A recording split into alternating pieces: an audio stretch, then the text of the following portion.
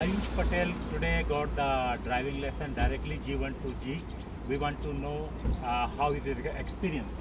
આ એક્સપિરિયન્સ સારો હતો. લાઈક એટલું ડિફિકલ્ટ હતું નહીં, કેમ કે મેં 5 ક્લાસ રાજપૂત ડ્રાઇવિંગ સ્કૂલમાંથી લીધા હતા આરીફ સર પાસેથી.